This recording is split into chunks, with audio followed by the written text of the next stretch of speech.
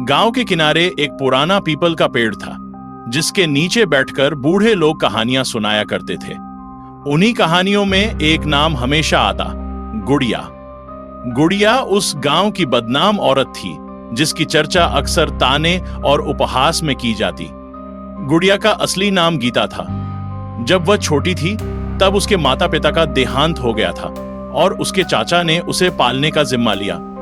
परंतु वह चाचा अच्छा आदमी नहीं था। उसने गुड़िया के साथ अन्याय किया और उसे घर से निकाल दिया।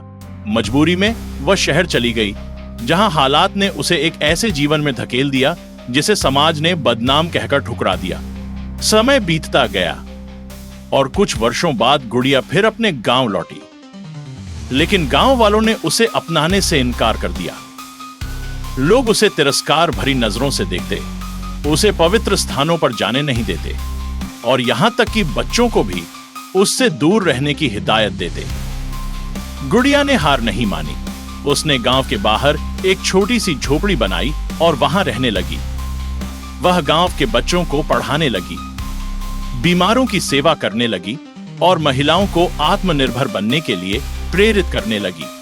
परंतु गांव के बड़े बूढ़े अब भी उसे स्वीकारने को तैयार नहीं थे। वे उसे हमेशा उसके अतीत की याद दिलाकर अपमानित करते। लेकिन गुड़िया ने कभी किसी को कुछ नहीं कहा। उसने अपने काम से ही जवाब देना सही समझा। एक दिन गांव में महामारी फैल गई। कई लोग बीमार पड़ने लगे, लेकिन कोई डॉक्टर नहीं था। गांव के लोग डर के मारे बीमारों के पास जाने से बचने लगे। यही वह समय था जब गुड़िया ने अपना असली कर्तव्य निभाया। उसने बीमारों की सेवा की, रात दिन बिना थके लोगों का इलाज किया और अपने पास रखी जड़ी बूटियों से उनका उपचार करने लगी। उसकी देखभाल से कई लोगों की जान बच गई। परंतु इस सेवा कार्य के दौरान गुड़िया खुद भी बीमार पड़ गई। जब गांव वालों को पता चला कि उनकी बदनाम कही जाने वाली महिला ने उनके लिए अपनी जान की परवाह नहीं की, तो वे भीतर से हिल गए। गुड़िया की हालत बिगड़ती गई। मरने से पहले उसने सिर्फ इतना कहा, मैं बदनाम थी या नहीं, यह समाज की सोच पर निर्भर करता है, लेकिन मैंने अपने हिस्से की भलाई करने की कोशिश की।